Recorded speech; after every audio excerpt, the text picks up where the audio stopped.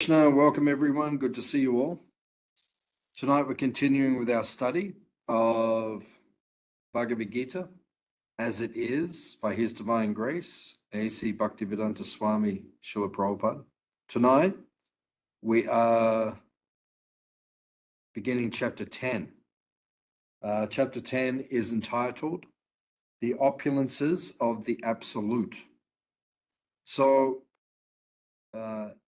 Chapter 9 is considered the most important chapter of the Bhagavad Gita.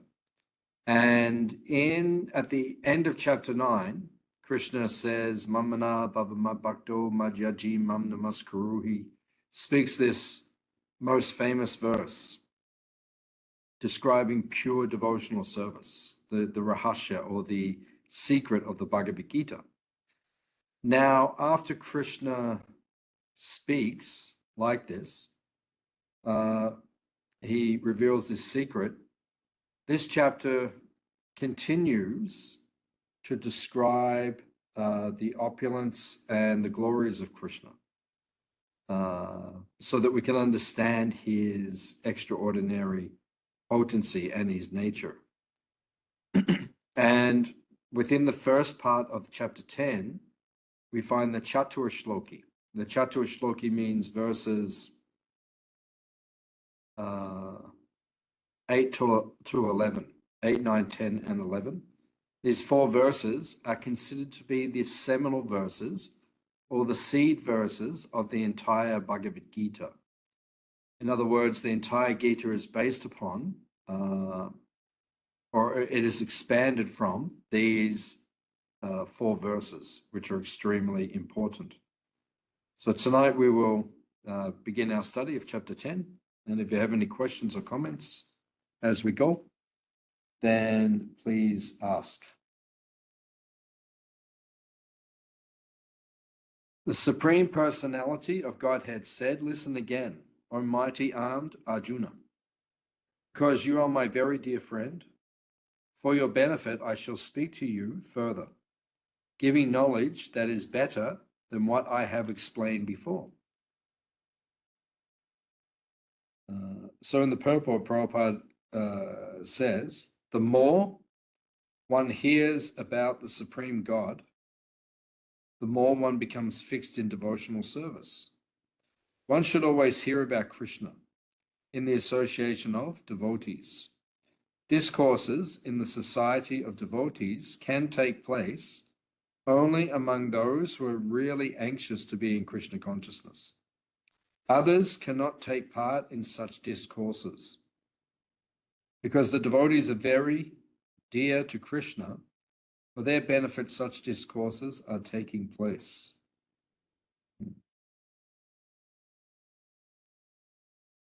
So we have fallen into this material energy, this material world. And because we've fallen into the material world, we are suffering with the pangs of material nature. And in order to alleviate ourselves from this suffering, we have to engage in Shravanam and Kirtanam. Shravana means hearing about Krishna. Kirtanam means chanting about Krishna, which will naturally lead to Smaranam or remembrance of Krishna. So that is the process. And the more one engages and focuses on Shravanam and Kirtanam and Smaranam, one is able to transcend this material energy once and for all. One is able to leave this material world. One is able to develop pure devotion for Krishna, which is the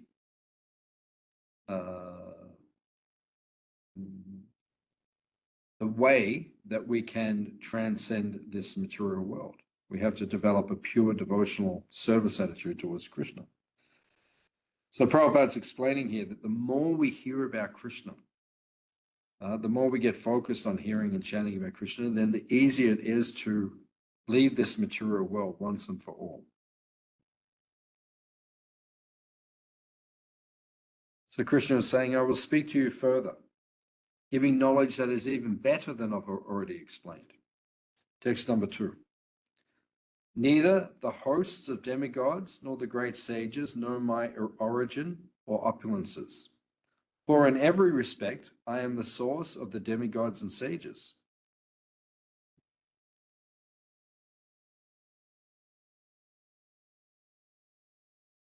So, Krishna is explaining the opulences that we can find him in this material world. Of course, everything in one sense is Krishna. Everything is Krishna's energy. Achintya Beda Beda Tattva, which means Krishna is simultaneously one with and different from everything in this material world. Krishna is, everything is Krishna's energy. So in that sense, you can say it is him. But simultaneously, he is separate from this material world. So this is how we can understand Krishna. We understand that he is everything, but he is separate from this material energy. So there is no one more qualified to explain this point than Krishna himself, the Adi Purusha, or the original creator of this material world. Because no one else can understand Krishna fully. So Krishna will give us many ways that we can perceive him in this world so that we can constantly remember him, because that is our goal. So while we're in this material world, we need to remember Krishna. How do we remember Krishna? We remember him by learning to see him within his creation. And in this way, you constantly remember. Just like Krishna says in the Bhagavad Gita, I am the taste in water. And one time, Prabhupada was speaking in 26 Second Avenue. A drunkard came to the door. And the drunkard, he was drinking wine and he was speaking with Prabhupada. And then he left. And Prabhupada made the point that if he can remember, when he drinks the wine, if he can remember that the taste that he is experiencing is ultimately coming from Krishna, then he is advancing in Krishna consciousness. So these are amazing points. So Krishna is giving us many examples here to help us remember him, ways that we can perceive him or see him in this material world. So in the purport, Prabhupada explains, the devotees do not bother about the impersonal Brahman conception. Their faith and devotion bring them to surrender immediately unto the Supreme Lord, and out of the causeless mercy of Krishna, we can actually understand him simply by studying his words in the Bhagavad Gita and Srimad Bhagavatam. Krishna cannot be conceived unless one is in the transcendental position.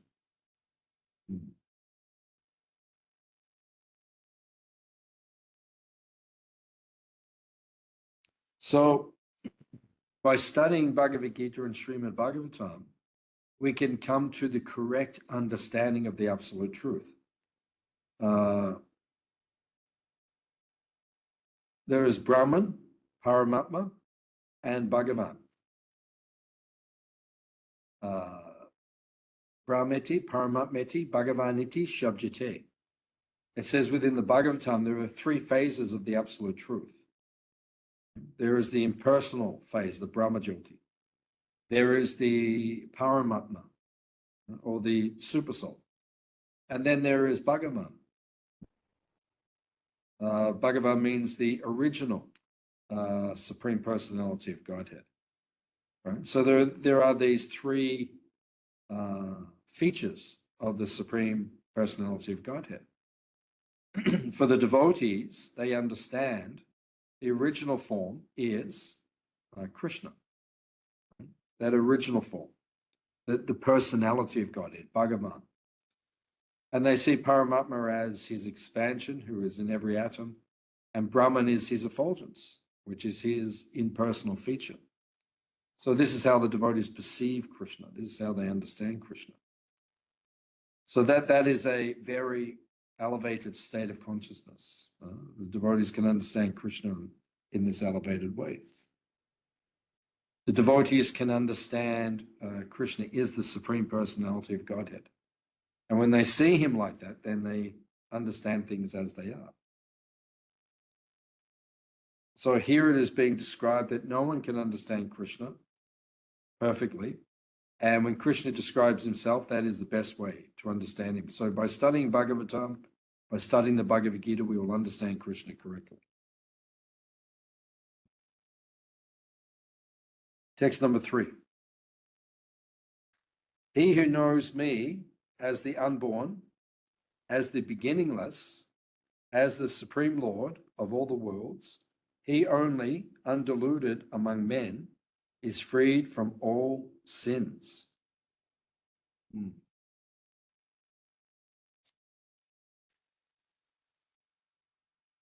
So in the purport, Srila Prabhupada explains, out of those actually trying to understand their spiritual position, one who can understand that Krishna is the Supreme Personality of Godhead, the proprietor of everything, the unborn, is the most successful, spiritually realized person.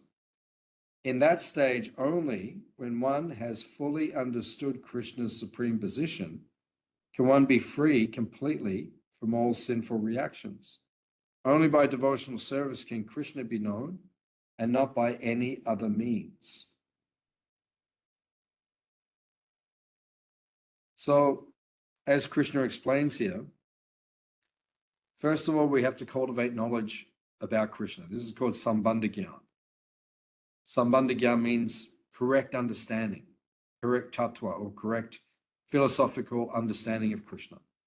Once you have developed the correct philosophical understanding about Krishna, then we go to the next phase, which is abhideya. Abhideya means we begin to engage in devotional service, which is the process by which one can understand Krishna. And that will lead to prema or prayojana, the goal of our devotional service, which is to develop love for Krishna. So here, Krishna is explaining that if we know him, we will become free from all sins, all sinful reactions. Because our sinful reactions, our karma, binds us to this world. So the more we engage in Krishna consciousness, then we will become unbound, and we will understand things as they are, and then we can transcend this material energy once and for all.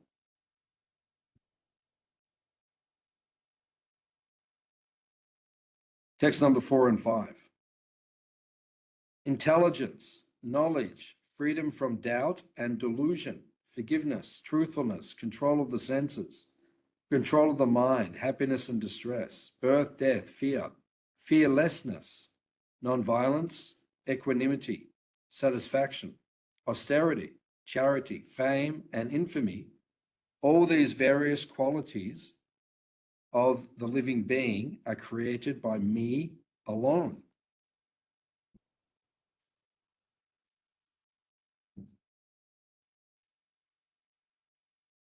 So,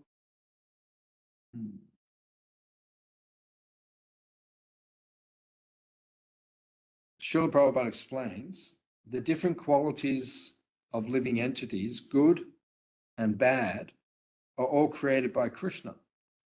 For one who wants to advance in Krishna consciousness, Krishna creates all these qualities, but the person develops them himself from within. One who engages in devotional service develops all good qualities as arranged by Krishna.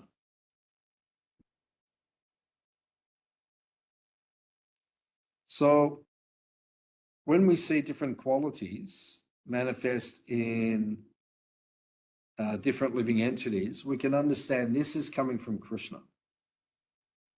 Right? So this is one way to remember Krishna. Right? When you meet a saintly person, a devotee, and you see within that person, you see good qualities. Right? You see qualities which are admirable, qualities that you want to cultivate yourself. Right? When you see these qualities and perceive these qualities, then you are able to remember Krishna. Right? We see these good qualities and then we think, oh, these ultimately come from Krishna. They manifest within this person because originally these qualities are within Krishna. And by meditating on Krishna, then these qualities manifest outside. So similarly, when there are bad qualities, we can understand Krishna is Purna. His creation is complete. So everything must exist within his creation, negative things and positive things. The negative things are not within Krishna personally, but they exist within his creation. And this is how we can understand and perceive Krishna. So this is the understanding we come to, right? We see Krishna within everything. So it is described here, all these good qualities, right? They're created by Krishna, they're manifesting by Krishna, from Krishna. So that's how a devotee learns to see. And in that way, he can always remember Krishna at all stages because he sees Krishna everywhere and everything reminds him of Krishna. Text number 6.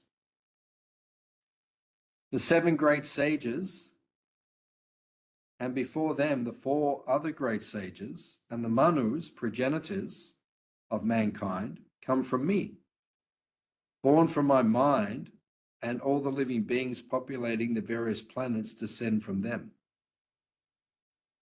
So Krishna is teaching us once again how we can perceive him, how we can see him. Right? We can see him within the Saptarishis. Like you can see, it's out there in the north at nighttime. 7 stars, which are together, the 7 sages. As it is being described here, these 7 sages and the 4 other great sages and the Manus, the progenitors, they are all born, it says, from the mind of Krishna. So in the purport, Prabhupada explains, Krishna is giving a genealogical synopsis of the universal population. Brahma is the original creature born out of the energy of Krishna, who is known as Hiranyagarbha. And from Brahma, the 25 great sages are manifested. All these 25 are known as the patriarchs of the living entities all over the universe. Brahma is known as Pitamaha, the grandfather, and Krishna is known as Prapitamaha, the father of the grandfather.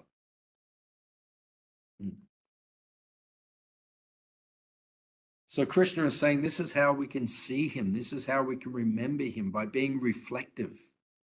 We can reflect. Everything comes from God. Right? Everything in this material world, it comes from him. We come from him. Our bodies are created by him, ultimately.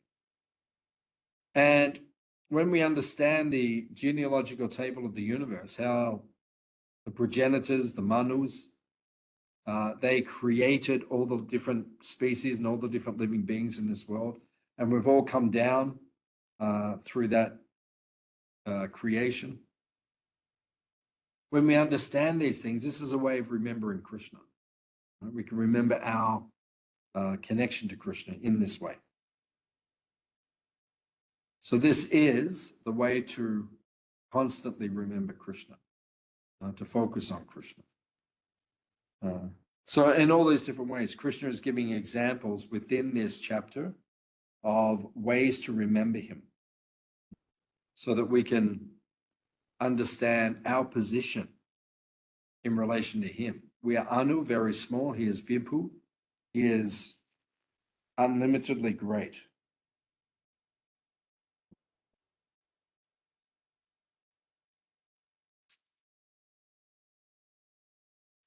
Text number 7. One who is factually convinced of this opulence and mystic power of mine engages in unalloyed devotional service. Of this, there is no doubt. Prabhupada explains in the purport that these are some of the opulences of Krishna. When one is fully convinced of them, he accepts Krishna with great faith and without any doubt, and he engages in devotional service. All this particular knowledge is required in order to increase one's interest in the loving devotional service of Krishna. One should not neglect to understand fully how great Krishna is, for by knowing the greatness of Krishna, one will be able to be fixed in sincere devotional service.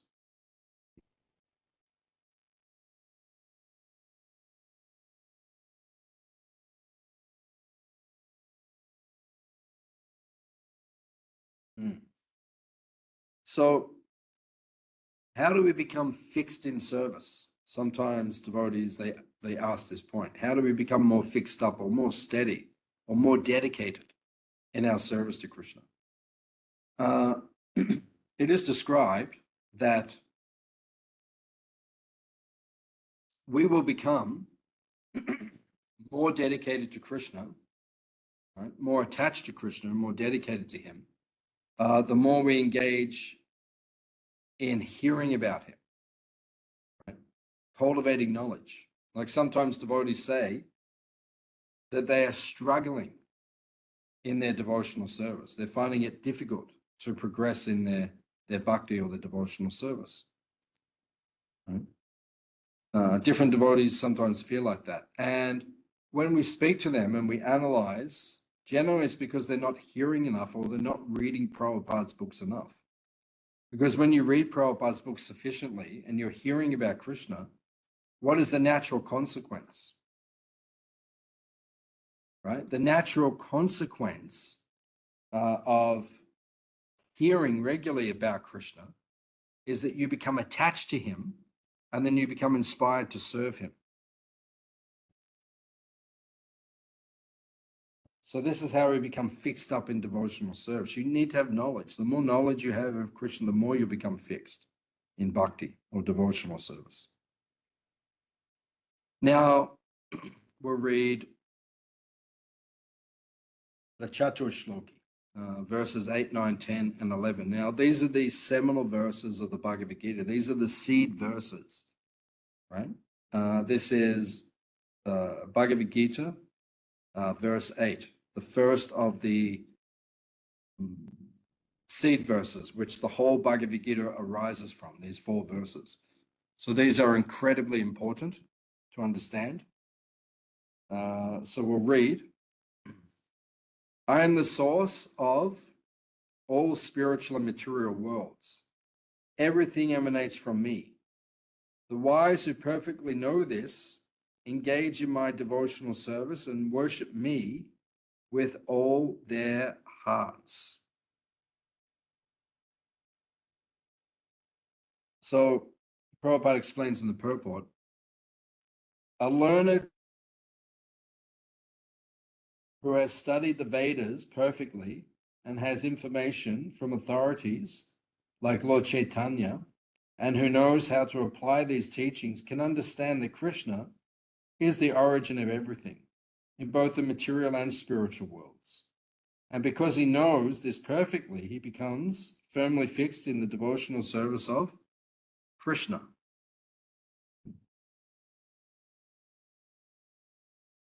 So,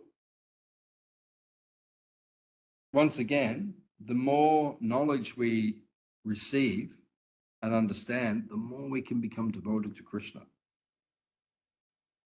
We have to absorb ourselves in knowledge of Krishna, study of Krishna, understanding Krishna's opulences. As this verse says, Krishna is the source of everything, spiritual and material. The wise who perfectly know this engage in devotional service and worship Krishna with all their hearts. Right? That is the natural result. Then Prabhupada says in the purport, Krishna is the source of all generations, and he is called the most efficient cause of everything. Everything is under Krishna. No one is above him. There is no supreme controller other than Krishna. One who understands Krishna in such a way from a guru with references from Vedic literature engages all his energy in Krishna consciousness and becomes a truly learned man.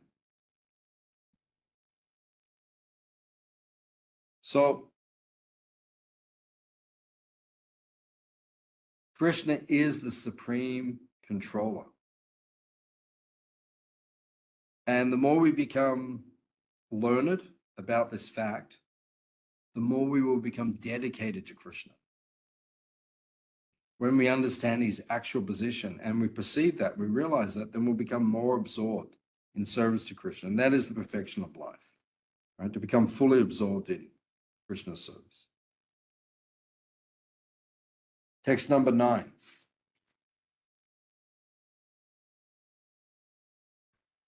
The thoughts of my pure devotees dwell in me.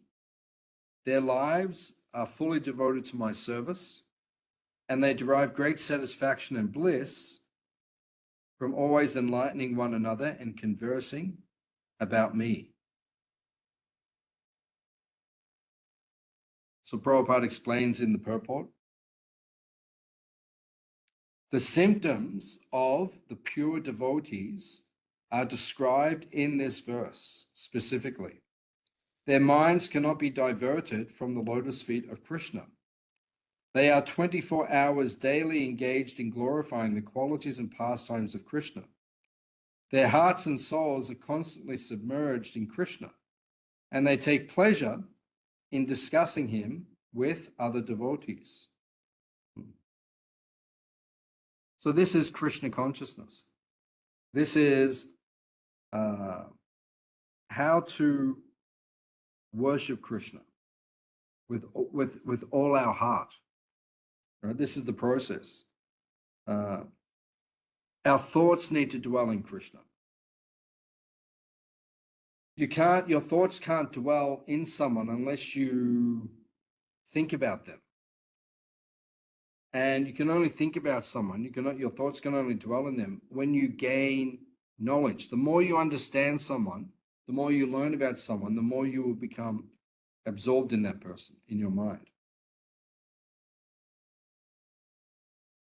And their lives are fully devoted to Krishna's service, right? Because once you learn about Krishna, if you have devotion or bhakti, you will become fully devoted to him. And then they derive great satisfaction and bliss by always conversing about Krishna. Tushyanticha, ramanticha, right? You'll get satisfaction, tushta, you'll be bliss, happiness. This all comes from service to Krishna. Text number 11. To show them special mercy, I, dwelling in their hearts, destroy with the shining lamp of knowledge the darkness born of ignorance. These are very famous verses.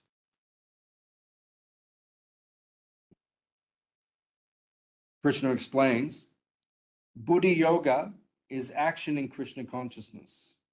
That is the highest intelligence. Buddhi means intelligence, and yoga means mystic activities or mystic elevation. When one tries to go back to Godhead and takes fully to Krishna consciousness, his action is called Buddhi Yoga. Buddhi Yoga is the process by which one gets out of the material entanglement. The ultimate goal is Krishna, And when the goal is assigned, then the path is slowly but progressively traversed, and the ultimate goal is achieved. The association of devotees and guru are important.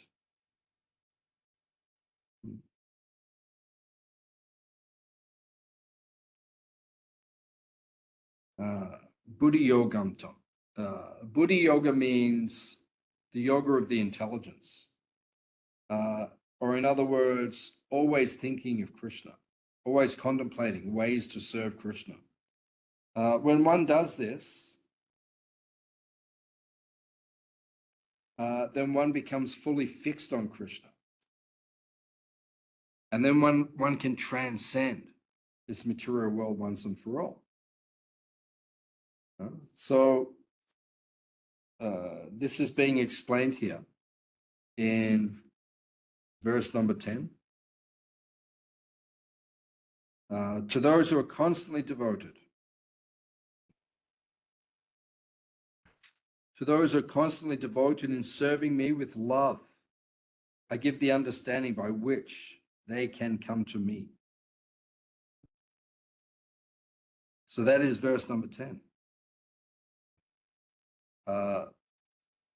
Someone who's fully, constantly engaged in serving Krishna with love, I give the understanding by which they can come. So that is the process. The process is when we devote ourselves to Krishna, right? We're constantly devoted to serving him with love. Then he gives the understanding by which we can come to him. Dadami buddhi yogam tam. Krishna says, from within your heart, I will illuminate. I will teach you from within. I will inspire you from within how to fully devote yourself to me and how to approach me. Now, text number 11. To show them special mercy, I, dwelling in their hearts, destroy with the shining lamp of knowledge the darkness born of ignorance. In the purport, Prabhupada says, even if a devotee does not take advantage of Vaishnava literatures or his guru, if he is sincere in his devotional service, he is helped by Krishna himself from within his heart.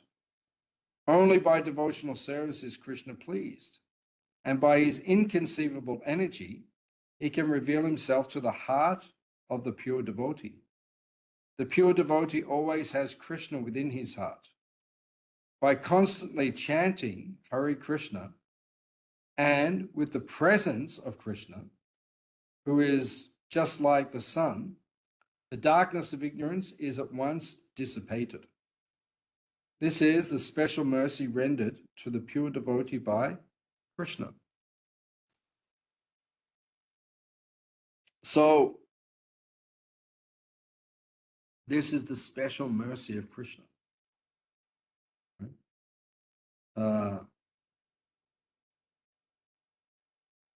Krishna illuminates within our heart. Right? We need to take shelter of the Shastra, the ancient scriptures. We need to take shelter of the gurus, right? Our spiritual guides and preceptors. And then if we do that, Krishna will guide us from within our heart to make the right choices in our devotional life. And in this way, we can progress properly. Right? By chanting Hare Krishna, by following the process of Krishna will appear within our heart.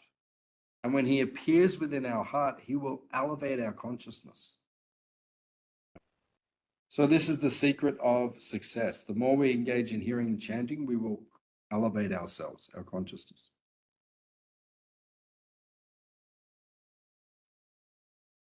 Text number 12 and 13. Arjuna said, you are the Supreme Personality of Godhead, the ultimate abode, the purest, the absolute truth. You are the eternal, transcendental, original person, the unborn, the greatest. All the great sages such as Narada, Asita, Devala, and Vyas confirm this truth about you. and now you yourself are declaring it to me.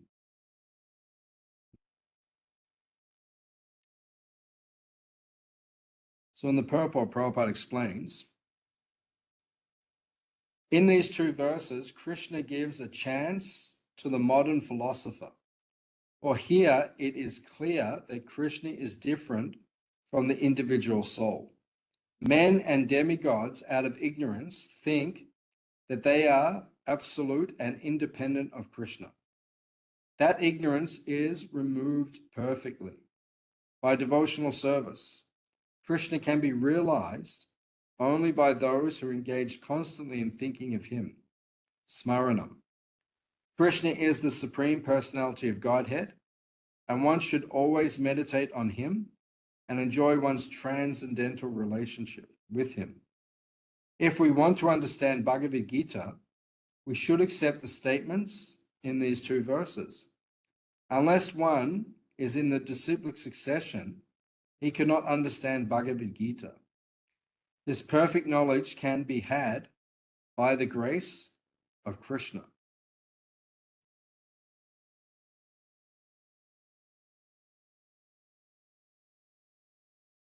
So it is mentioned here that all of the great sages, they have declared that Krishna is the supreme entity.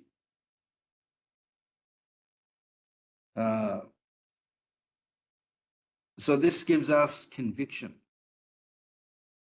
This gives us the understanding that Krishna is the supreme entity. Because so many great sages, so many great personalities have understood this fact about Krishna. So because they have understood the fact, then we also become enthused. So in these two verses, Krishna gives a chance to the modern philosophy, to the modern philosopher. He is explaining that he is the absolute truth. And Arjuna is confirming it is accepted by the great sages. So we should also study the Bhagavad Gita very carefully. Prabhupada said we should not blindly follow these things, right? It is not blind following, right? But rather we should understand Krishna's position, and we should study it very carefully and become convinced of it of ourselves, so that we can dedicate ourselves to Krishna's service. Text number 14. O Krishna, I totally accept as truth all that you have told me. Neither the demigods nor the demons, O Lord, can understand your personality.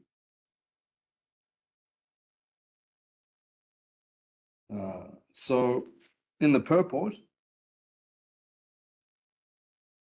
Prabhupada explains, the supreme truth is Krishna, and he is the perfect one. Bhagavad Gita should be understood in parampara. The acceptance of all that Krishna says should be emulated. Then we can understand the essence of the Bhagavad Gita. And then only can we understand that Krishna is the Supreme Personality of Godhead.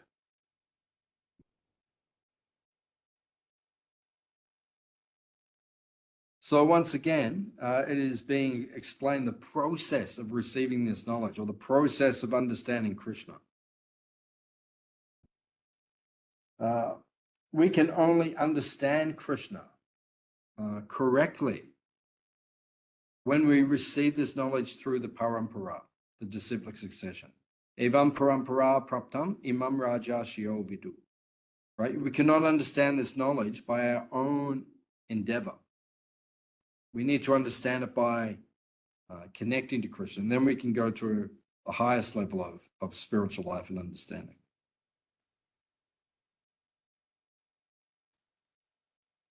Text number 15. Indeed, you alone know yourself by your own internal potency. O Supreme Person, origin of all, Lord of all beings, God of gods, Lord of the universe.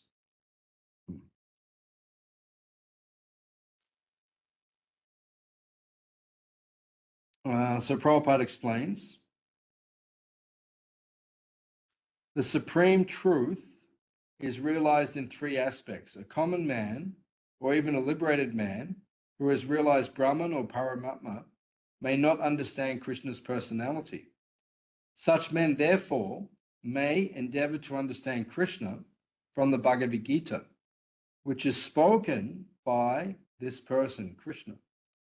Thus, the truth about Krishna is established in this verse, and we should follow in the footsteps of the Acharyas to understand Krishna as he is.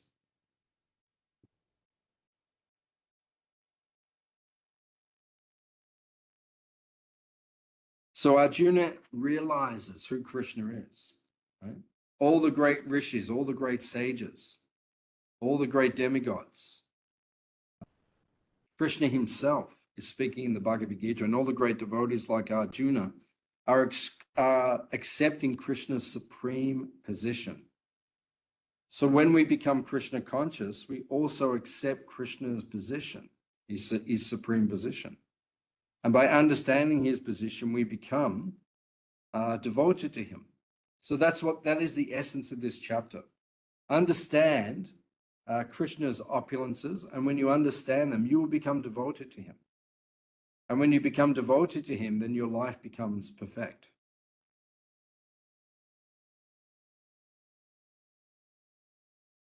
Text number 16. Please tell me in detail of your divine opulences by which you pervade all these worlds. So now Arjuna wants examples. Please tell me, how do you pervade this world? How do we understand your greatness? How do I see you in this world so I don't forget you and I understand your supreme position? In the purport, Prabhupada says, people in general and impersonalists in particular concern themselves mainly with the all-pervading aspect of Krishna. One should know that this is being asked on behalf of the common people. So this is Krishna's position. He is the supreme entity. And we should follow the great sages, the great rishis, the great acharyas, our gurus. We should follow their example, right, in trying to understand Krishna as he is properly, so that we can fully devote ourselves to him.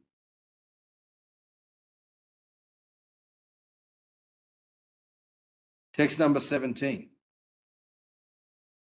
O Krishna, O Supreme Mystic, how shall I constantly think of you? And how shall I know you? In what various forms are you to be remembered, O Supreme Personality of Godhead?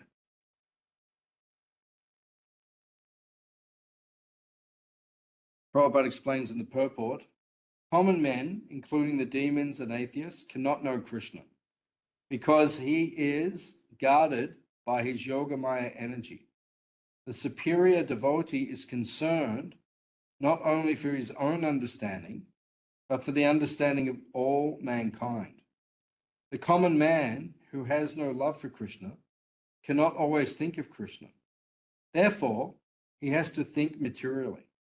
Because materialists cannot understand Krishna spiritually, they are advised to concentrate the mind on physical things and try to see how Krishna is manifested by physical representations.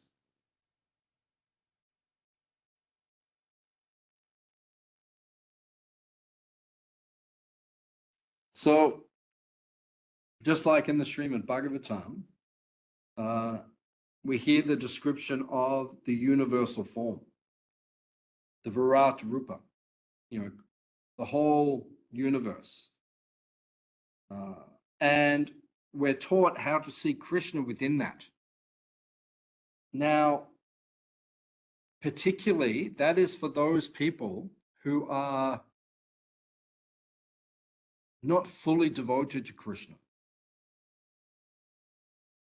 Right? When someone is not fully devoted to Krishna, they may have trouble, as Prabhupada points out, in thinking of him in the mind. Therefore, they are taught especially, see Krishna here, see Krishna there. For a devotee, we automatically will be reminded of Krishna when we see beautiful sunsets and scenery and these different things. But a devotee is meant to think of Krishna's original form within his heart, within his mind. So for the non-devotee especially, they have to think of Krishna in so many different ways. But for a devotee, he just thinks of Krishna in his original form. And then by doing that, he automatically remembers Krishna in everything he sees. Text number 18. O Janardana, again, please describe in detail the mystic power of your opulences. I am never satiated in hearing about you. For the more I hear, the more I want to taste the nectar of your words.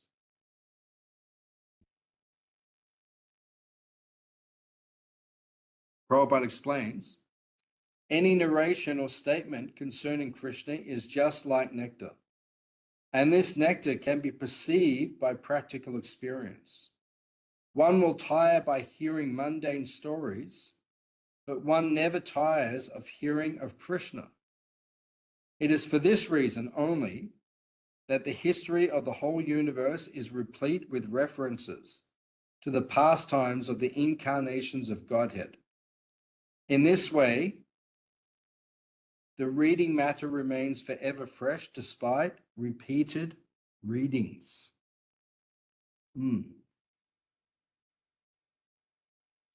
So it is being described here that the more you hear about Krishna, the more you'll want to hear about Krishna. Tushyanti cha ramanti cha. The nature of spiritual sound vibration or shabda means that it is purifying. And just by hearing about it, by hearing about this pure spiritual sound vibration, right, one becomes attracted to Krishna. And the more one hears, right, it never becomes hackneyed or boring. It never becomes artificial or superficial. One hankers to hear about Krishna more and more and more. Right? So that is the focus that all the devotees have, to hear about Krishna continuously.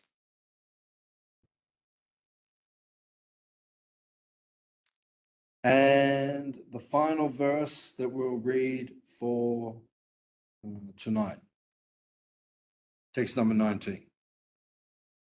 The Supreme Personality of Godhead said, yes, I will tell you of my splendorous manifestations, but only of those which are prominent, O Arjuna, for my opulence is limitless.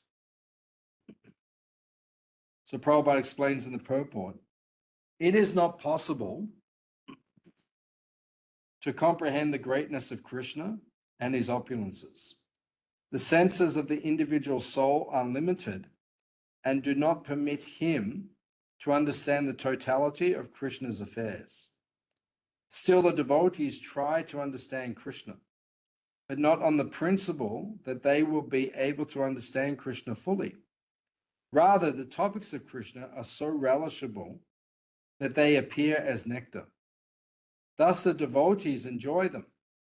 Krishna knows that living entities do not understand the extent of his opulences. He therefore agrees to state only the principal energies.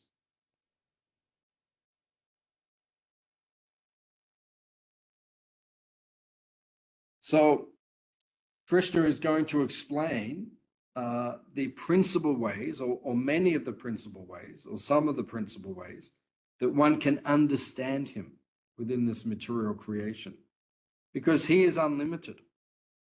And because Krishna is unlimited, we can't possibly describe, or even he maybe cannot possibly describe everything about himself. Right? There's too much detail which is to be understood. So Krishna is explaining this to Arjuna. He is explaining to all of us that his opulences are unlimited. And next week, we'll begin to hear about the different descriptions of his opulences and ways that we can see him within this material world. So I'll stop here for tonight. Are there any questions? Any comments on what we have discussed? Thank you all for coming. We'll see you next week. Srila Prabhupada Ki Jai. Jai, thank you, Prabhu. Hare Krishna. Hare Krishna. Thank you for coming.